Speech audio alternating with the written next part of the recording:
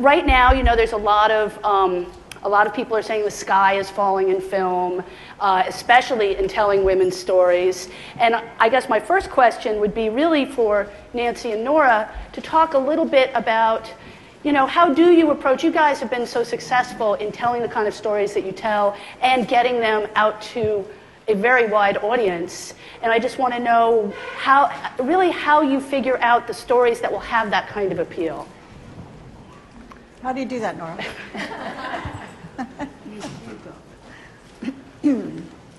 It's not, I can't speak for Nora, but I'm sure she feels that it's not, you can't really pre-think these things out too much. I don't think either one of us really sits and imagines this will work. You have to sort of follow your gut. Right.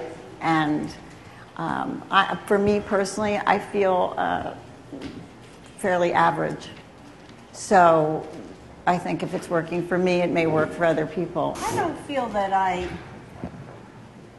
tell women's stories in the way that I understand this question in the larger context. It's a lot harder to get films to be about more serious things for women, but thank God the internet has come along, and we don't have to. I was just saying to Nancy backstage that I thought that the greatest thing about Catherine Bigelow winning the Oscar last year was that we would never have to do another Women in Film panel again. and yet here we are. But what I really mean is that film is a way to tell women's stories, but it's not the way I think women's stories are going to be told in the next 100 years. Fortunately, because of the internet and because of the ease that you can make a movie and put it up on the internet and tell your story, and maybe only 10,000 people will see it, but it's still a way of telling stories. So. Right. I agree with you that usually my hackles go up when somebody asks me specifically about women's films, as if they're a completely separate category from, all the other films. Right. But I also know as a producer, if I have a script that is female, with a female protagonist, it is that much harder. And I wanted to ask you, Elizabeth, because, I was thinking, when we made Far From Heaven, it was very, very hard for us to find a co-star for Julianne Moore. It's impossible. And I remember at one point I sent the script to a well-known male actor, and his agent called me and said he loves it. He thinks it's like the best script he's ever read. It's fantastic. There's just one thing. He thinks, and he may have made a mistake, but it seems like that Julianne's the star. And and I said, yeah, she is. Yeah. And he said, oh, okay, well, if he could play her part, he'd do it. Yeah. And that was that. So, Yeah, I hear this look, I'm an actress, which is already the most humiliating experience in all of the world. So, but, I'm just humiliating myself day after day to entertain you people. But what's even more humiliating is I can't be cast in a movie until the male lead is cast in the movie, almost always. So, I read great scripts, and I go, okay, well, let me know when they figure out who the guy is. Right. Because that's the steps that get taken. And very few men want to play second fiddle. I find, especially in rom-coms nowadays, I'm constantly peppering agents in Hollywood who I know represent male clients saying, I know they all want to be De Niro, but don't any of them want to be Hugh Grant? I don't want to exclusively talk about rom-com either. Right. It just seems to be that when we talk about telling women's stories in film, that's what we're talking about. Because it's sort of the only oddly viable genre, like what you're saying. It's just much harder to tell more serious stories about women. You were just saying, Mildred Pierce is going to HBO. Right. And I find that all the time too. So I really think engaging the men in the business and getting them invested in our storytelling, and especially with producers and actors, and we need everybody to collaborate. We Right. can't, otherwise the product suffers. So, speaking of more serious stories, Christy, you've had a hugely, I feel like such a talk show host. Christy, you've had such a successful career in so many things, and now, I know you made that was your first movie, your documentary, right? And it's incredibly powerful. I just wanted to know, are you going to keep making these kinds of movies? And what compelled you to want to tell this kind of story? Well, I feel very humbled to be on the stage with all of you because I've not made a movie before. I was moved by an issue which is about maternal health, maternal mortality specifically. And through my experiences in traveling and sort of meeting women around the world and hearing their stories is what made me think, these stories need to be shared. How do we get women in the West to care about women far, far away that they'll never know? And how do you get them to connect on issues that are universal? And I thought film is the perfect medium to do that. And while I'd had some ideas about documentary filmmaking before, it wasn't until I had the sort of impact of this issue that made me feel like I will make this movie. I have the resources to do it. I have the stories that I've collected. And I'd had a personal experience around childbirth that impacted the way that I got to know about this issue. It's endless how many stories need to be told in that way. The suffering of women around the world and the inequities that exist. And I know they're not the most cheerful stories, but they can be told with hope. Right. Because there are solutions and there are hopeful messages in each of their stories. And what people can overcome and what people live with. I think it's very educational for other people who, we get bogged down in everyday sorts of things. And I think to think like, wow, a woman who can survive a complication and drive 7 hours to a hospital and barely keep her child or her own life. I mean, those are the stories that move me, and so that's the kind of story that I'm interested in hearing and in telling. So I hope to make more. One of the things, Nora, you touched on it a little bit. The way the way we view movies is changing so drastically, and that more and more people are not seeing films theatrically. They're seeing films, on their iPods, on their computers. And is that going to change the kind of stories that we tell? The truth is that television and the internet, when you say it's too bad Mildred Pierce is on television, many more people are going to see it on television. We don't think it's too bad. And sometimes I feel that the focus in these panels on film is a way of not acknowledging that women have actually made some progress. I think, I have this story about a female protagonist that's a little difficult to get made, and we thought about the sort of independent film route, and you go, okay, so we're going to push that boulder up the hill, and the best case scenario is it goes to a festival, and some people see it, and maybe it gets bought, and it ends up down at the Angelica for a week, and 27 people see it. Or we can go to Lifetime Television. They have I think it's 4 million viewers average their premieres. They put a bunch of money behind it. They throw posters up. And the story gets told. And to me, the most important aspect of making that woman's story was that people saw it. That's the whole point of telling stories. Right. What's the best way to get the story told? And as a producer, that's constantly the question that I'm asking myself now.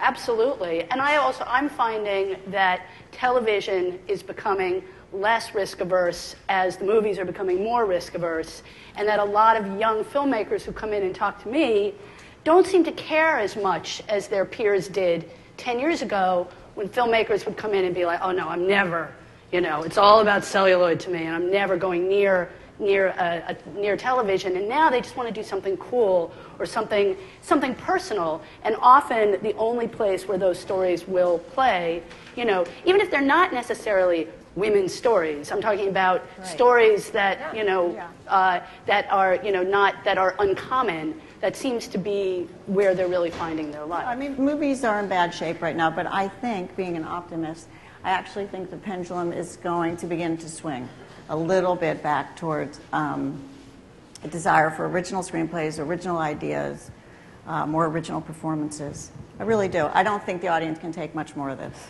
I find it's a real treat to go to the theater and be truly entertained by something. You know, I went to see The Kids Are All Right, and that is a great movie-going experience. Mm-hmm. It's really fun, it's funny, it's emotional, you recognize your own life and the story that they're telling. It's all ladies, great ladies, and a really hot Mark Ruffalo. Right. And, you know, it's like something for everybody.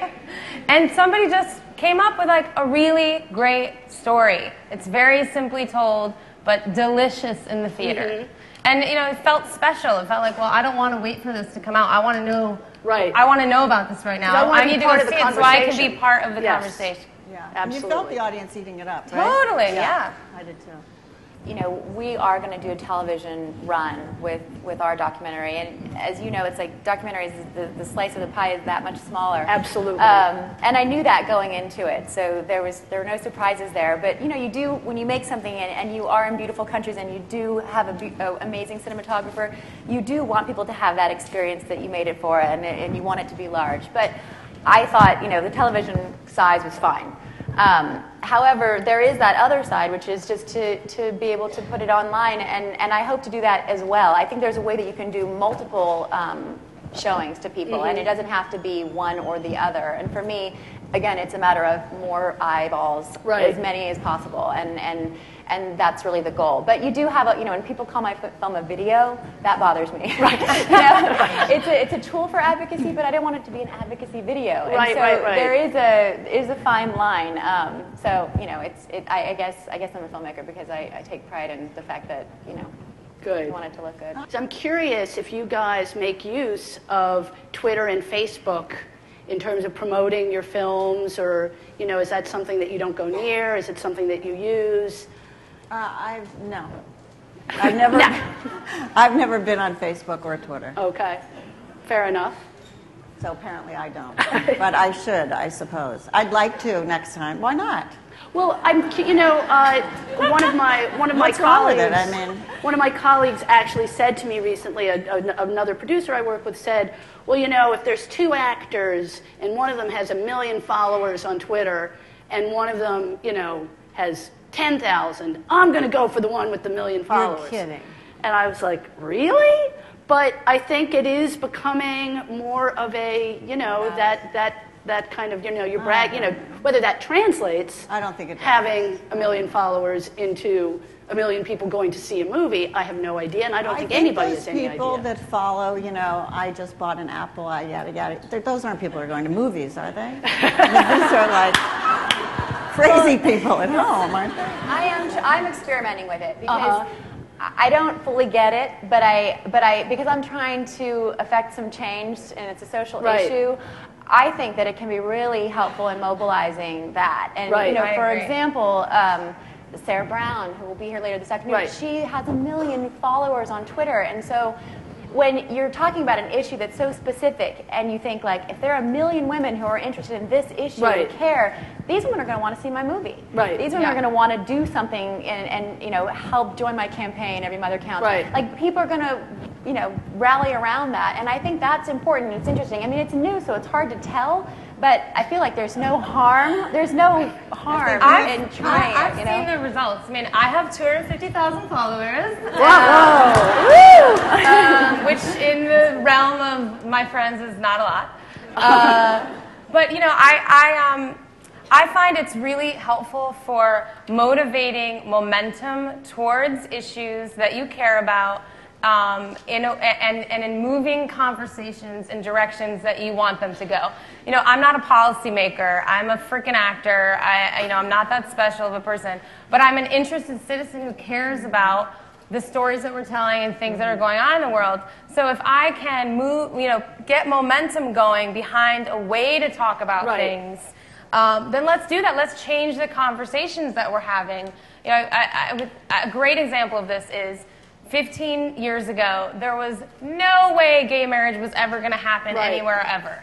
And the conversation has slowly changed, and it's changed because the pop culture is, you know, Will and Grace. Everybody loves Will McCormick on TV, you know? And so we started changing the conversation, and I really feel like if you can use social media to influence the conversation in that way, it's very, very powerful as a tool for doing so and for telling stories. So I'm a huge fan of Twitter. I love it's great for this reason alone. Facebook sucks because they're like, why don't you friend me, bitch? F you. And I'm like, why don't you not bring that negative energy at me? Whereas Twitter, I send it out, and there's no expectation of reciprocity. I can put myself out, and if I want to have a conversation with somebody, great. But if I don't, nobody expects me to read through my 250,000 followers. Right. So I love that aspect of Twitter. I think I don't think it's going anywhere. I think it's a really important social tool. Well, I know we've gotten a little off track, but I actually think we haven't, because I think film, TV, social media, it's kind of a vertical conversation we have to have these days in order to keep making movies and television and any kind of media. So now I will open it up to questions. Where are the women role models? And I want to know from you, who are powerful and privileged in the industry, are the women that are in the positions of business and finance and that make the decisions about what movies need to be made, are they fighting for the dignity of women? Are they fighting to get women's stories out? No. They were. They were, okay. Don't you think there was a period where a big effort was made? I do. I felt it. I felt it when I made Something's Gotta Give. You know? That was a superb movie. Thank you. I felt, Dan, thank you. I felt that Amy Pascal, who made that movie, wanted to see that movie, thought other women would want to see that movie, thought it was a good story to tell. I don't feel it so much right now, but I think that they're not wanting to tell any stories right now that don't have a man at the end of the title. Well, Iron Man, whatever. I mean, we're in a very, it's Hollywood's a very, in a very tough bad time. period right now. It's a tough time, and I think people's hearts are not in the right place at the moment. So it's a bad time for movies. But I really do, like I said before, I feel things are going to start to move a little bit. How do you decide which woman's story is more touching or different enough that one of you would give it attention, so to speak? I'm going to change that question a little bit and make it more, how do you decide which story you want to tell? Because I think that's really, I'd be very curious to know the answer to that as well. I would be curious for you to answer that, because you are a producer and you see way more than I do. Well, I'll answer it if you'll answer it. Sure. These days, because these movies are so hard to get made, I mean, we always make movies that we're very passionate about. I would say that's probably true of everybody up here. But even more so these days, we have to think through, like, am I willing to stick with this through the long haul? And is it a story that is, original, provocative, but not provocative for provocative's sake? Is it something that I feel I haven't seen before? And is it something that I feel like I can sell? Because I have to get these films financed, and I have to convince financiers that there's an audience out there for them. And that's part of the reason why I asked you guys questions about social media, because that is becoming more and more part of, how we market ourselves simply to the first tier of potentially people who will give us money. And then we're very director-driven. I mean, we tend to work with a lot of writer-directors, not exclusively, but more often than not.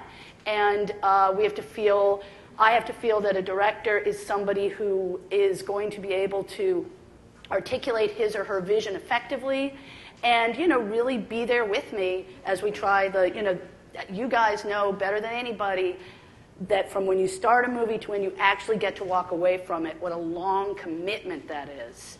And I want to make sure I'm with somebody who's, not going to choke. So that's basically it. A story that I feel is original, exciting, and that I can sell to the world.